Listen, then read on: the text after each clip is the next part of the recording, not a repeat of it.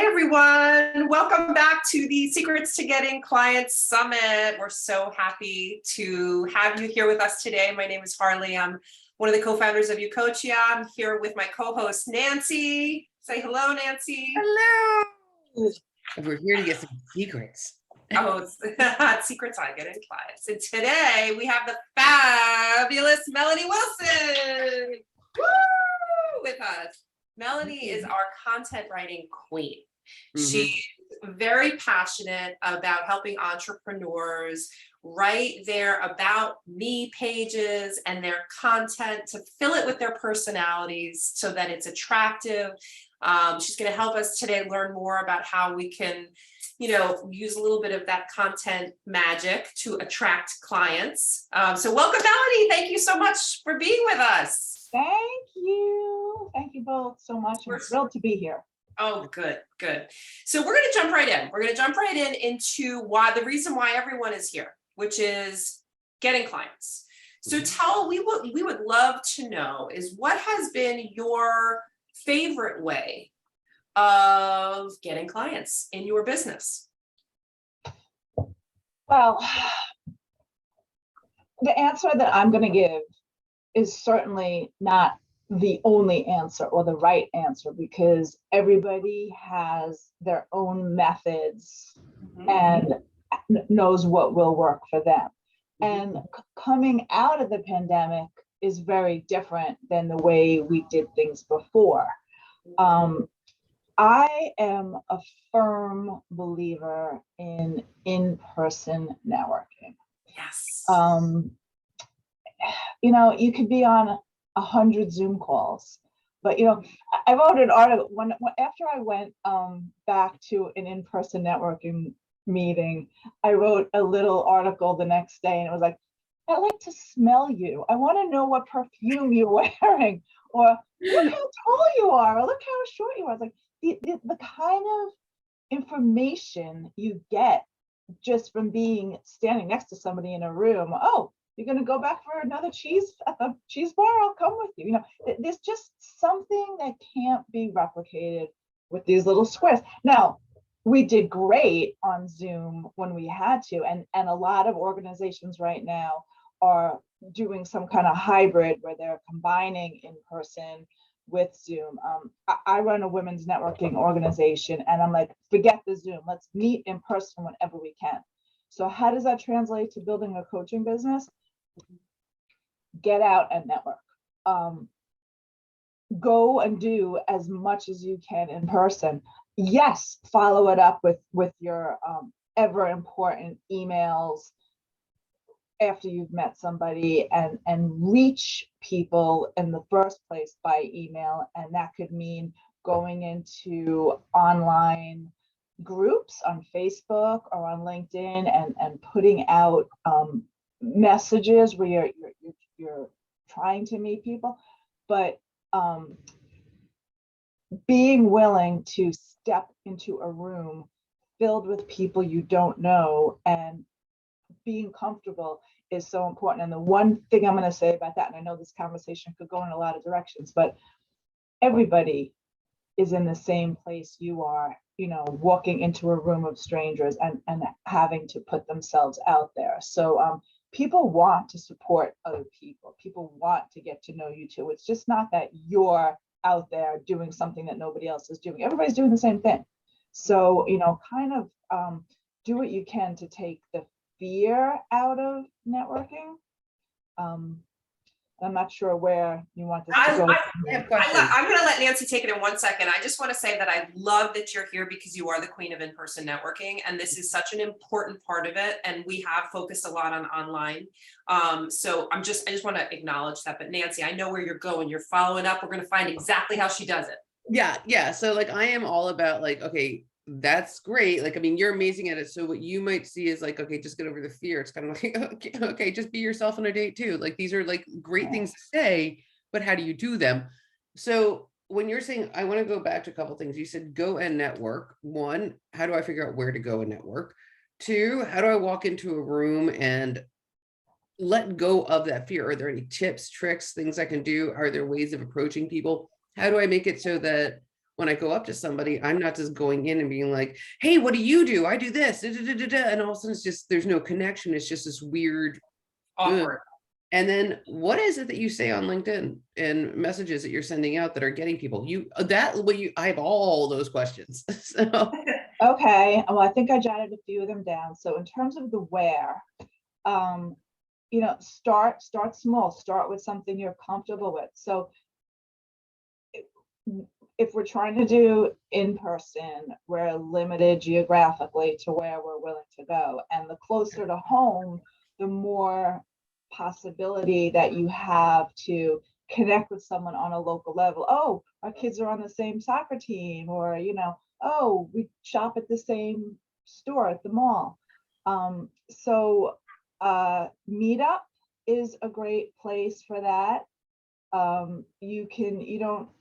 You can just kind of go in there and kind of look around. Maybe you'll find that, these pickleball players go out for drinks, or maybe you'll find that these people are really into gardening. But whatever your coaching business is, start vertically there. There may or may not be something in your category. And if you want to be really bold, you could start your own meetup.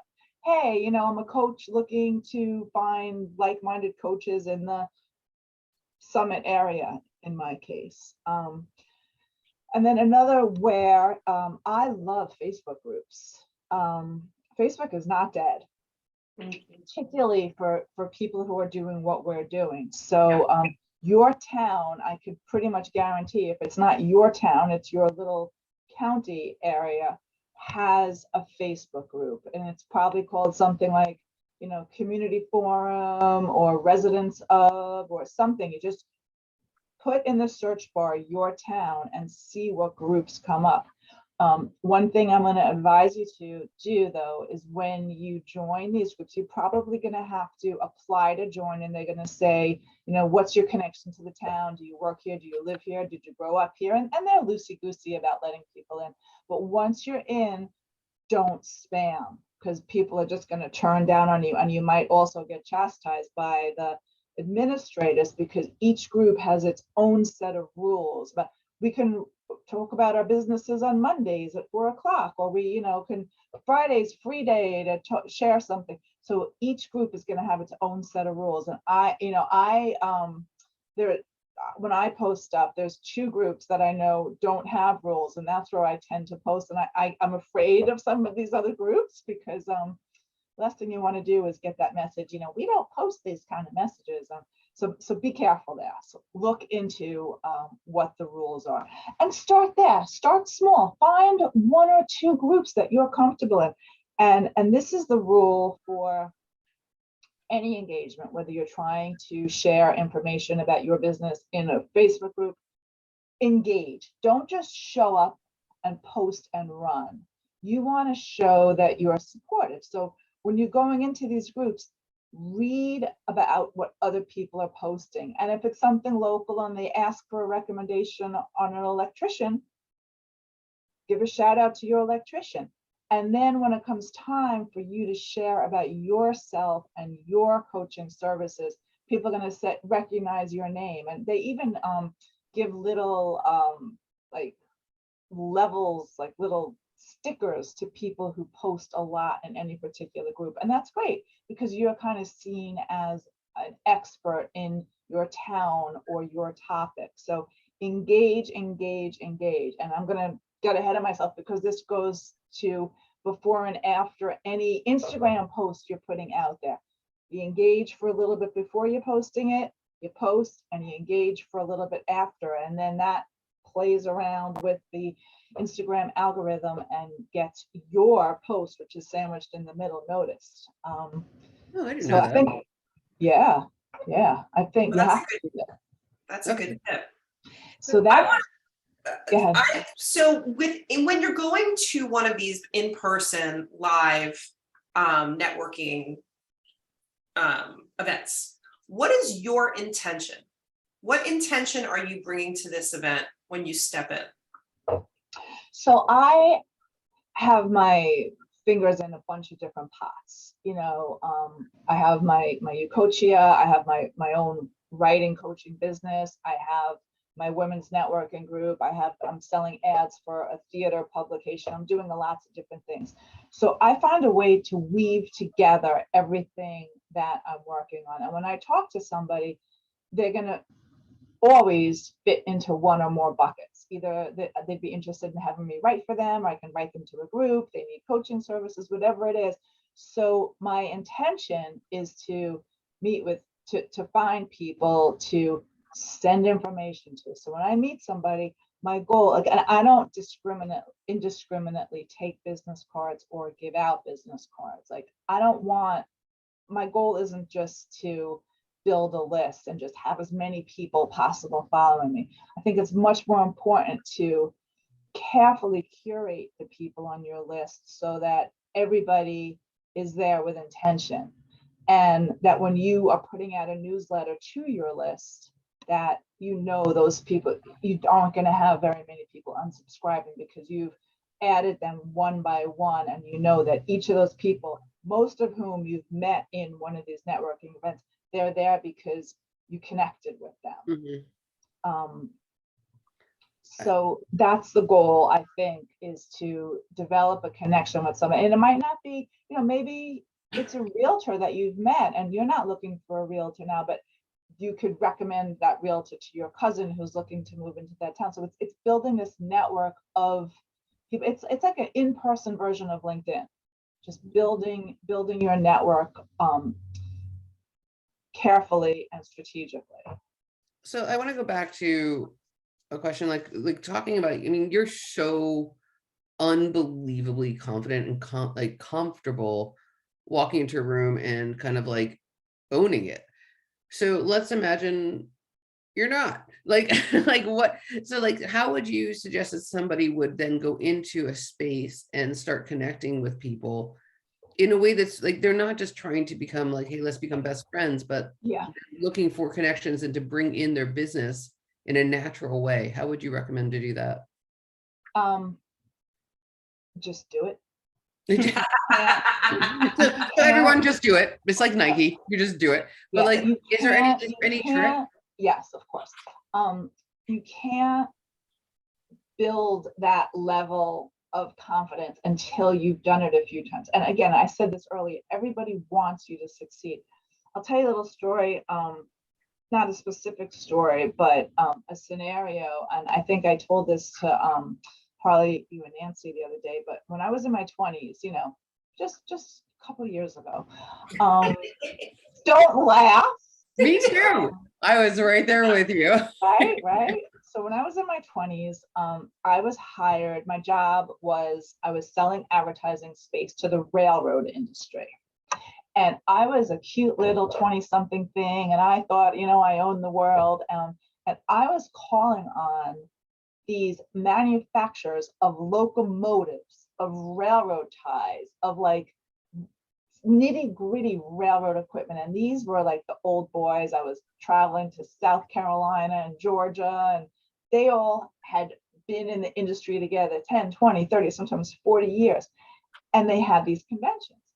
And I had to walk in myself, this, little New York girl, and kind of connect.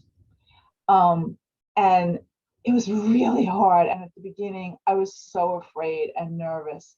But the only thing that made me stop being afraid and nervous was to do it and to realize, I was at that point, it took a minute, but I was a novelty and they wanted me, they didn't want to talk to all these other boring old Southern men. They wanted me to come and talk to them. I sold ads left and right.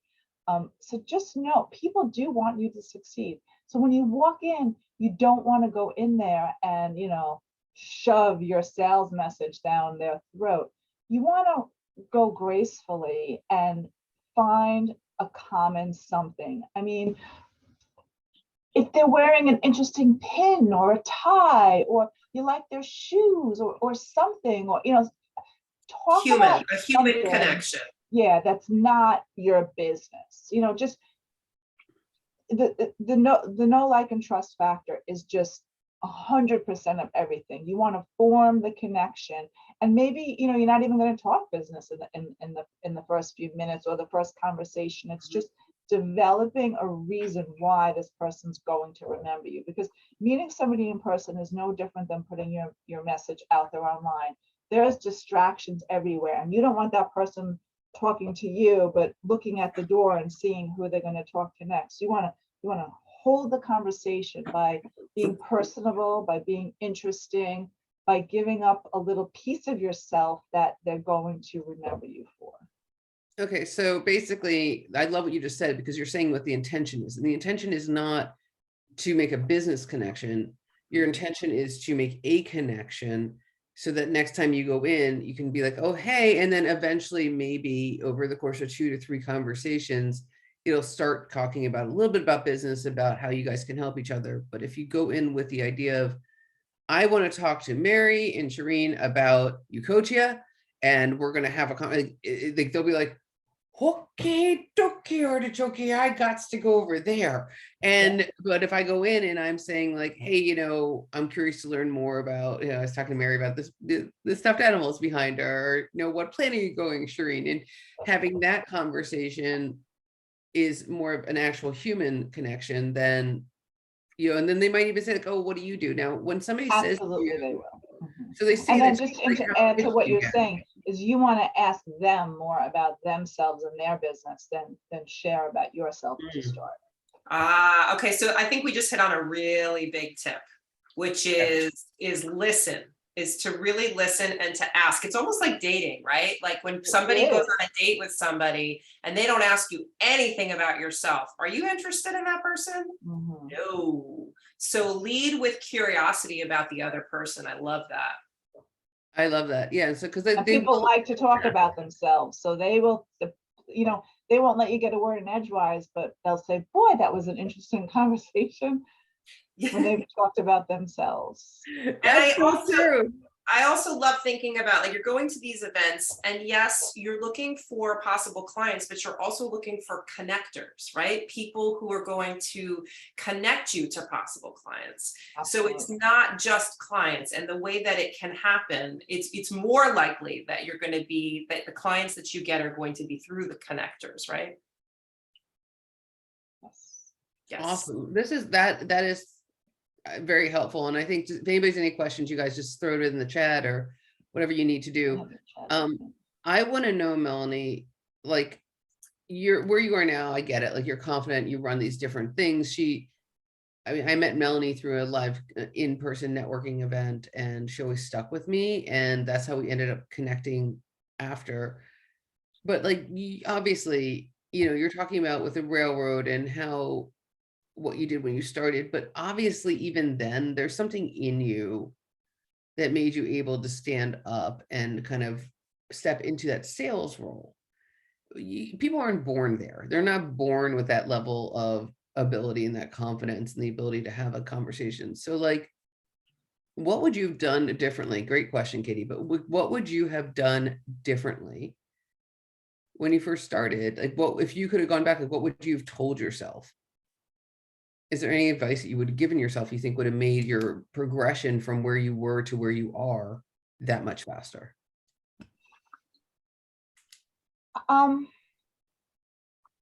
I'll say something that I did, because this is very important, and it's always do your research. Explain. And what I mean by that is, so if you're meeting somebody one-on-one and you know who they are, or, you know, be a little bit of a stalker. Go out there and Google them.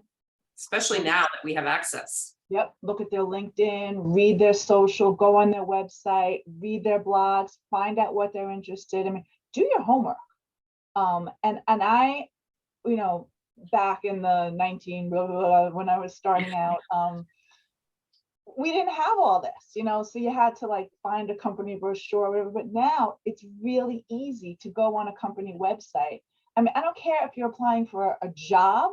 I tell this to my kids, you know, what do you know about this company? What do you know about the woman who you're interviewing with? Stalk them.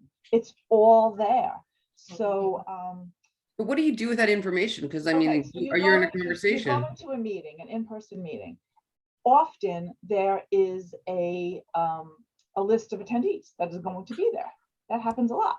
So you look at this list and, you know, pick 1, 3, 5 people who you think you want to connect with, Okay. and do a little bit of that stalker research on them. And don't let on that you've done this to them. But when I've seen that you went on a picnic with your kids last weekend. No?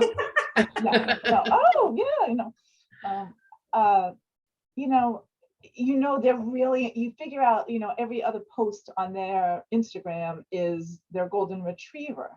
When you're talking, you have a golden retriever, you have a dog, or you love dogs, you always wanted to, you could somehow steer the conversation to something that they're going to want to talk about. Interesting. Okay, so you can act like, so you're acting like you don't know. So like, Yes.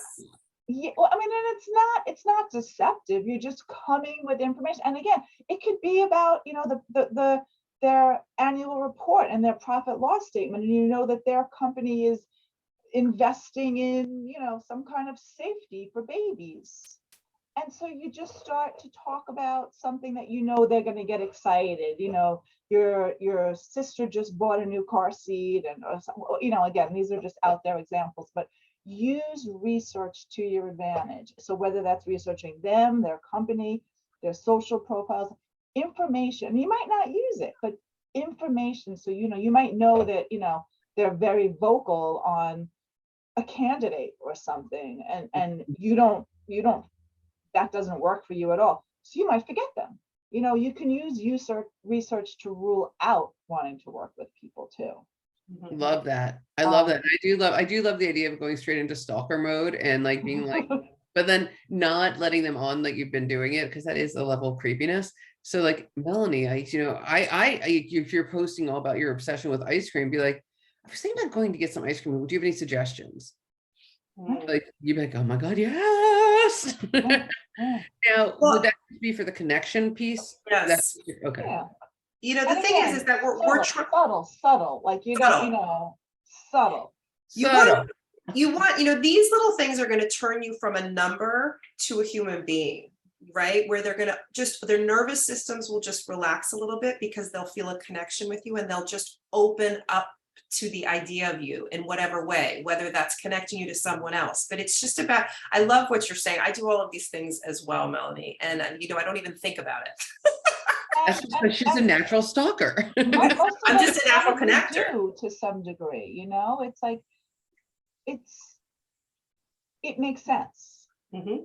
You go to the first day of school, what do you know about your teacher? Yep. And it's just having information helps build connection. I love it. I love that. Okay, so one of the other purposes of this event is that we're trying to educate people about the coaching industry, and just some of the dishonest marketing that's going on out there, and how. So my next question for you relates to that. So I want to know what your biggest pet peeve about the current coaching industry is. If you have one. If you have one. Maybe you don't. I've been listening a lot lately, and I think people coming in and telling you that all you have to do is sign up here and you're going to be making 5 figures or 6 figures in a month or 3 months or a year. People starting out probably aren't going to be making 6 figures in a year. Right. So I think looking for the fix-all, cure-all, end-all is, it's not realistic. You have to put in the work. You have to build from the ground up, and you have to understand the components of success and what you need to do to get there, because there's no magic pill. Yeah. There is no magic pill. That is the truth. Say it again.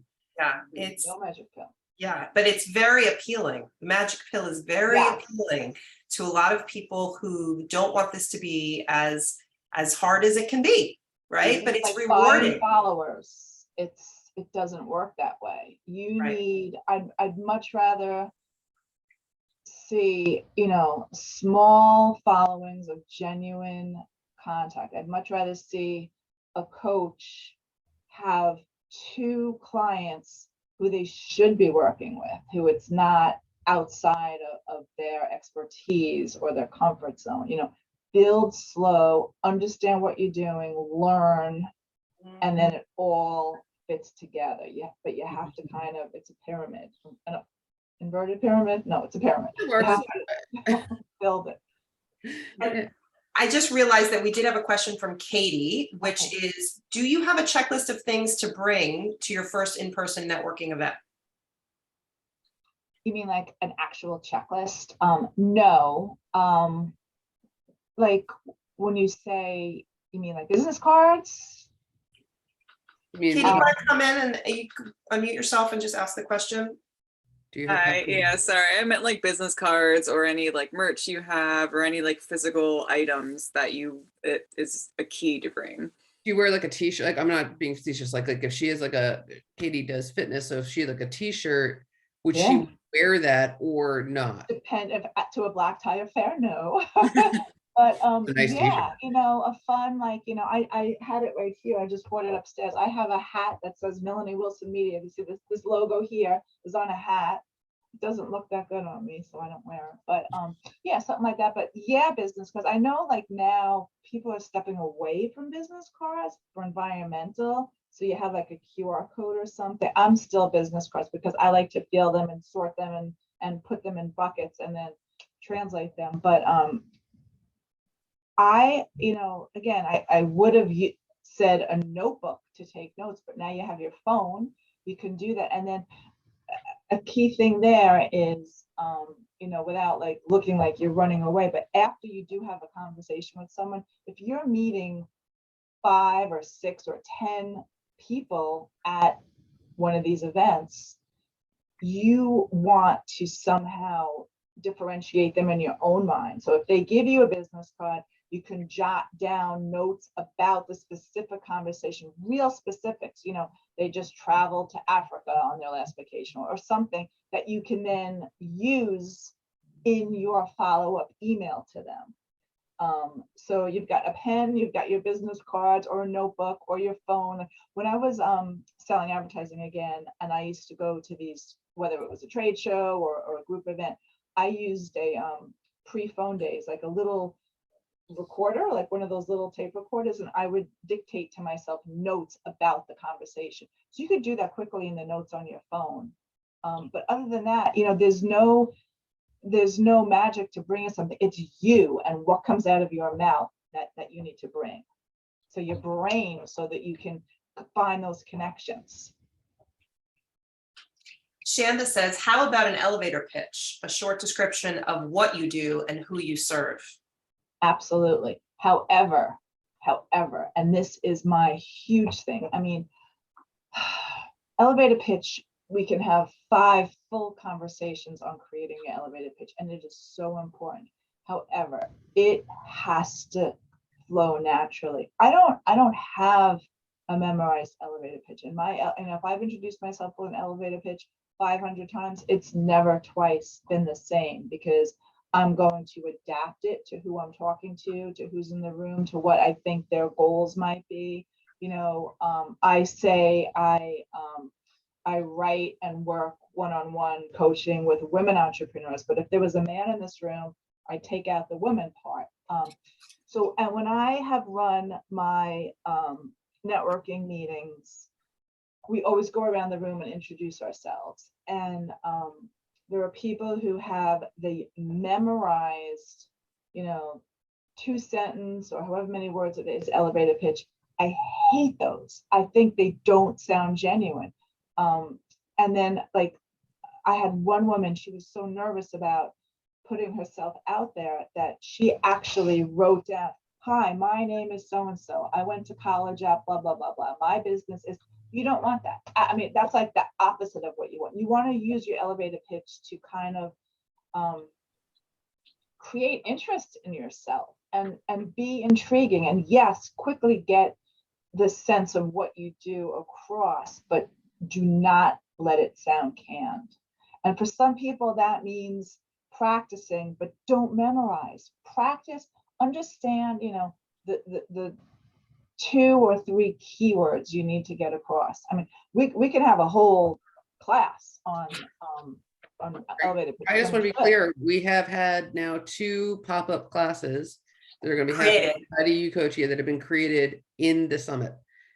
Or is this number 3? You want to do a pop-up class on elevator pitch? It's a one-time class. It's just for whatever, like an hour or whatever you want it to be. And if you want to do let me it, just tell you this, because a lot of times people will come to me and say, I just want the elevator pitch, the 2 or 3 sentences, the real down and dirty. But you can't create the best version of that until you start up here and understand your founder's story and the intention of your business, why you're doing what you're doing, who you serve.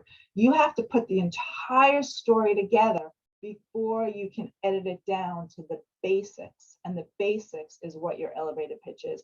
The elevator pitch in some form is what appears in the intro on the homepage of your website, the real down and dirty, I'm so-and-so, I serve these people who have these problems and I make this happen kind of thing. I mean, that's the essence of what your elevator pitch is, but you can't, I mean, of course you can try to get to that, but you really have to understand the full package of who you are, why you're doing it, who you serve, and what problems you solve before your elevator pitch gets perfected. And you know what?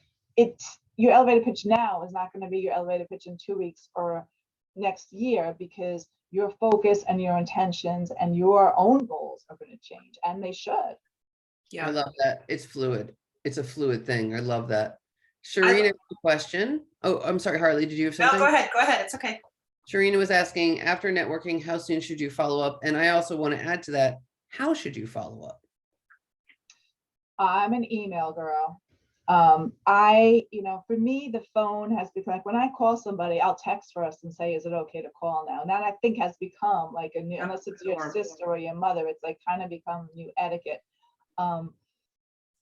My goal is to do those follow-up emails as soon as possible. Sometimes it doesn't happen for a couple of days, but it's never too soon. I mean, if you go home after that meeting and write those follow-ups, that's great. That shows you're eager. And again, don't be salesy in those follow-up emails. Talk about how you connect, where you met, a little bit about, you told me that X, and then, you can check out my website or follow me on LinkedIn kind of thing. You can give a little call to action there, but as follow up as soon as you can. Okay, so let's just, because we do like to go into detail and break things down. Mm-hmm. So can you give a true like a sentence by sentence example, like instead of like, oh, hey, Melanie, it was amazing to meet you at the big meeting today do I put the date time, or is it just a great meeting, big meeting? This morning, let the date speak for itself, or last Tuesday. Okay, you mentioned that you had a golden retriever. So I go back and I say that, have you checked out XYZ store in XYZ? And then do I just say like, what is my tie-in now? Like, what is my intention of this? This is where you can, introduce business. You probably talked about business because you were probably at a business networking event when you met, and you probably shared some kind of a little details about each other. So whatever, there's a reason why you took their card or they took your card. You think there's some connection. We talked about, that you might be looking to move into my town, here's 3 resources you might like, and I'm an insurance agent, or I'm a relocation coach, let me know if I can help you. And put in the link again to your website. Okay. Or maybe on your website, you wrote a blog about something that you talked about, or of an article. I'm sharing this article on, acclimating your golden retriever to your new neighborhood, or whatever it is. But find a tie-in and share it. Sharing information is always key. And then they'll write back, thanks, so and so, and they'll have their stuff. And that's how, it's a dialogue. Yeah. And what I again, this hear- isn't written in stone. No, it's an art. Completely. It's an You have to art know form. where to go. Yeah, but what I like as a rule, we're taking an art form of human connection and trying to break it down into steps, which obviously doesn't translate perfectly, but you're doing a great job. And what I hear you saying is that with every touch point, you're going to have a human point that you're making a human connection, and then you can bring in the business as well. That it can't just be business. It has to be where we met, what I remember about you, what we have in common. And then like and trust. No like and Okay. trust always needs to be present in that communication. And then I'd love to help you, if I can be of any help, this is what I do, I'd love, it would be a pleasure. It's something, so I just hear that always maintain that human connection in every communication that you have. Yeah. Okay, let's say you got busy and didn't follow up right away. Does it look bad to follow up after a few weeks? Absolutely not. Absolutely not. Oh, Good question. I was just at the supermarket and I saw they had oranges on sale, and it reminded me of our conversation at so-and-so, make it timely again. Like bring it back to something 3 weeks in the future that goes back to what you've talked about, because you remember your conversation with them because you have your notes. So is it okay to fluff a little bit? Like if I'm not at the store thinking about oranges? Yes, fluff, Okay. fluff, do whatever you need to do. Yes, fluff away. I can see Shireen being like, but I wasn't at the store. There are oranges. But I love that, because you need to stimulate their memory of you, because it's been a while. So, reference whatever connection it was in the conversation you had, so that they can remember you as well. So do you add me? I'm just being nitty gritty here, but like, will you do even say things such as, I don't know if you remember me, or do we let it go? No, don't. No. I don't always, no negatives. That's a negative. Right. No. Okay. So no negatives, people. No That's negatives. It takes double away from your negative. authority. I love that, Melanie. That's helpful. So I have a question for you, which is I know why we invited you into Ucoachia. There is no mystery to me. Like, you're amazing at what you do. You are a beast when it comes to content. You understand how to connect with people. You understand how to make that connection present on paper. You understand how to create sales pages that speak to people and that they don't feel like they're getting pitched, but they feel like they're being connected with. There's zero mystery for me on my end. But I would love to know, what made you step into Ucoachia? Why Ucoachia? Oh, it sounds so contrite and cliche, but I just love helping.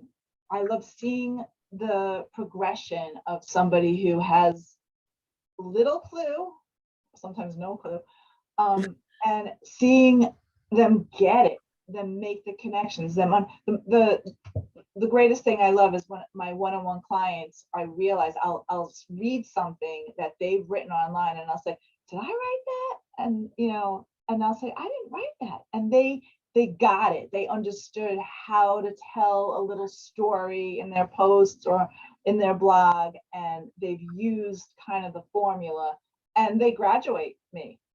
That I love to see that happen. So it's helping, and I'll say women, because I don't think we have any men here, helping women, get over that imposter syndrome. I mean, we all have, I still have the imposter syndrome. I mean, it's I don't think it'll ever go away, but it's getting past it, because you're here for a reason. We all have skills and talents and stuff that it's our responsibility to share with the world and put out there. So in my case, it's showing people how to create really good content or doing it for them.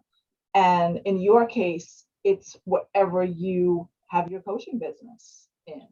So seeing you get there and have that, take that off your plate and not have it be a stress point for you anymore. And you being able to understand how to create this stuff and why you should, and see it work for you. That's why I joined Ucoachia, just to help that transformation happen.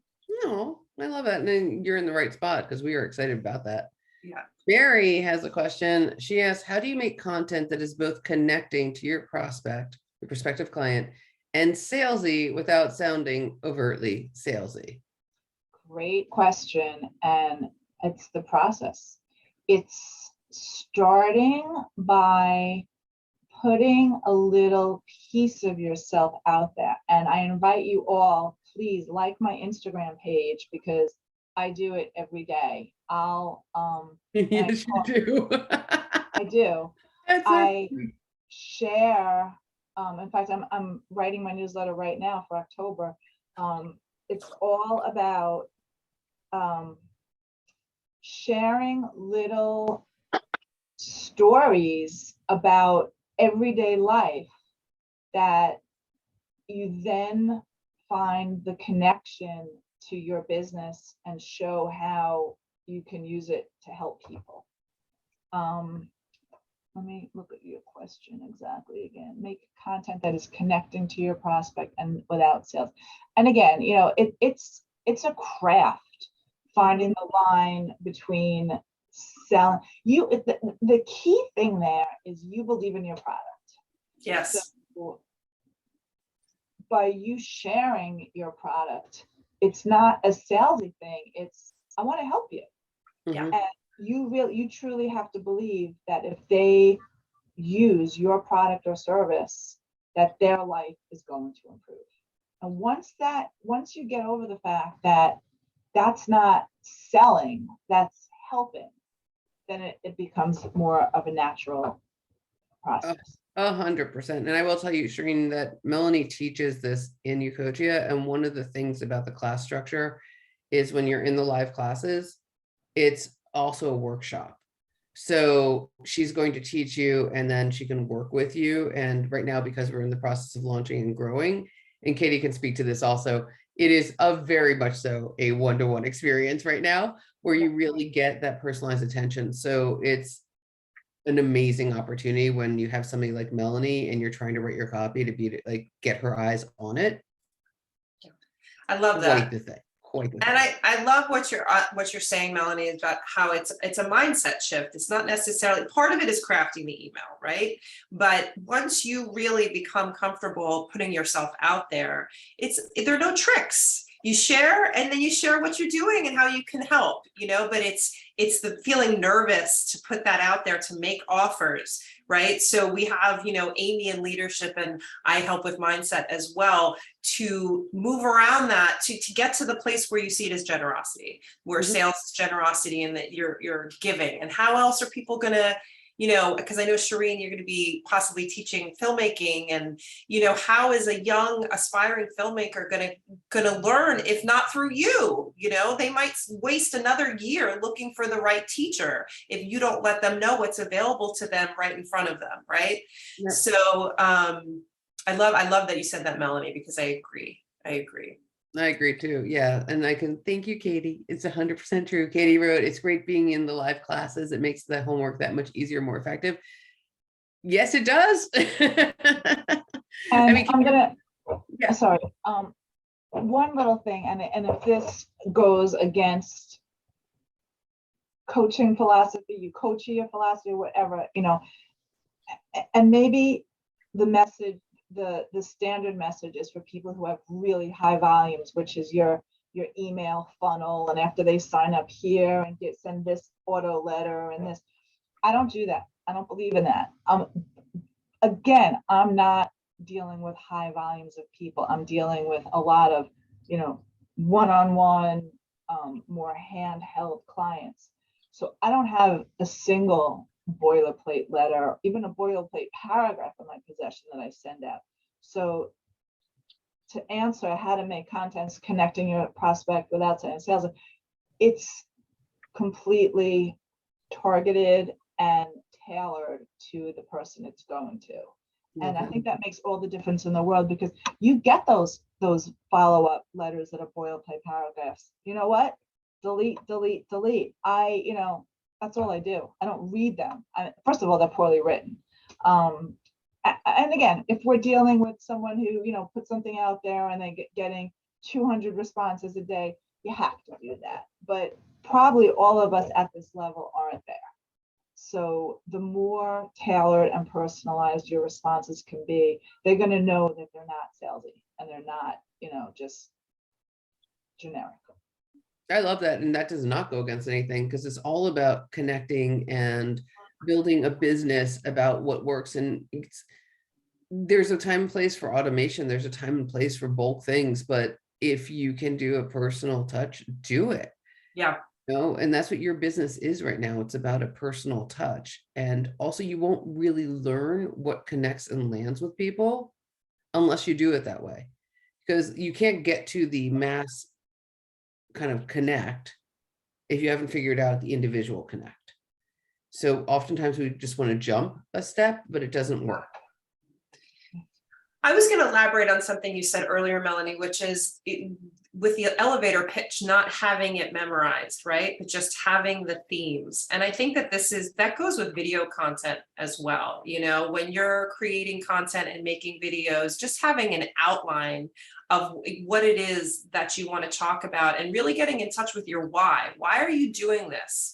And allowing the ideas to come authentically through you. And it's the same way when you're speaking with someone in person, instead of having, it's just really getting in touch with the passion, being able to, in a short amount of time, figure out how can you convey your passion for what you do, because that is so attractive. And that can't really come through in a memorized, two-liner, and the same in video content as well. It really it's like an authentic conversation that needs to flow. Absolutely. And after, you probably have heard from them about who they are and what they do and what their struggles are. So your elevator pitch should include some of that, so that it's kind of targeting them directly. So that's not in a memorized pitch either. Right. I'm not saying don't write it out and don't know who you are. Yeah, it's a starting point. Yeah, it's a starting point, exactly. And then always adapt it for every time you use it. Well, that's what you said to start. You do many, many things. So it depends on who you're talking to about what you're going to focus on. That applies to all of us with what we're doing. It's, you tailor your conversation to the person in front of you. If you're just going to be like a robot and just spouting off the exact same thing to everyone, it'll land at some point, but the likelihood is a lot less than when this is making me feel better about our elevator pitch, Nancy. Yeah, our lack thereof. We're but it's totally true. It's like you can't. I don't think a canned sentence works. Unless you're like a big brand and you're trying to get a little tagline. Right. But overly prepared, it's just people want authentic, real conversation, whether that's in person or on video. That's why live video does so well. I just hear Tracy, our video expert, in my brain saying, that's true for video too, that's true. So I just wanted to mention that, because I just think it's so important, because I think when we're starting out, sometimes we do want to be perfect. We want to be prepared. We want to have everything planned out so that we can, and it's really more about taking a deep breath, connecting inward to why you're really here, and just be able to communicate that, in a relaxed manner so that people are comfortable. Relax is so key, because I think since COVID, a lot of formality has been removed from doing business. So people want to see who you really are. They don't want to see a button down, perfect, polished. Right. Which is great. Great. I'm 2 o'clock. I'm playing pickleball. Look, I have my clothes on. Yeah. That's who I am now, right? That's another thing. Melanie's obsessed with pickleball. I don't know if we have any I wish pickleball my players skill here. level showed how much I play, but it doesn't. It'll catch up one day. So I wonder if anybody else have any other questions for Melanie? Anything else? And as you all know, we are very excited to have you guys step forward into Ucoachia, and you have an opportunity to do that. Oh, yay, Katie. This is, so you all have an opportunity to step into Ucoachia. I'm just going to drop the link for you guys. Social media handles, you know what? I will get that out to you. So we'll get that for you also, so you can follow Melanie. And this is for Ucoachia. And I think Melanie, what are you? You're Melanie Wilson Media, is that Melanie right? Wilson Media, but I have to get it with, you have it with the HT, I can get it. Is it, no, she's looking for your Instagram. Yeah, I know. It's at Melanie Wilson Media, right? Yeah, but I'll put the link in. I could. Here you go. I got it. There you go. And what do we have coming up for tomorrow? We have Ashley tomorrow. Ashley does email marketing, guys. So Ashley is all about the tech back end of email marketing. And she's going to walk you guys through how she connected with people and did all of the good things to get herself to where she is today, which is one of the top sought after email marketing sequence people out there. So that is tomorrow. And then we have a little surprise coming on our last day of the summit. So you guys can all get excited about that because it's a surprise. And until then, if you guys have any questions, need any support, you can email us. I'll drop it in here. It's ucoachia@gmail.com. Obviously, you can always post in the Facebook group. And if you have any questions about moving forward with Ucoachia or just ready to do so, boom, go for it. We want you in our community. We're excited to help you grow. We really are. We really are. Melanie, thank you so much for being here, showing up so authentically as you always do, and for being with us in Ucoachia. We're so honored to have you. And I love that we brought it down to real in person today because it's coming back, right? And it's an important part of what we all do. So thank you for highlighting that today. My pleasure to be here. Thank you. Thank you for the great questions. They were good questions. And hopefully you got some clarity and again, no wrong answers, but just directions about which way to go. Thank you all, and come to Ucoachia and we can talk more. I love it. I Thank you, love it. Melanie.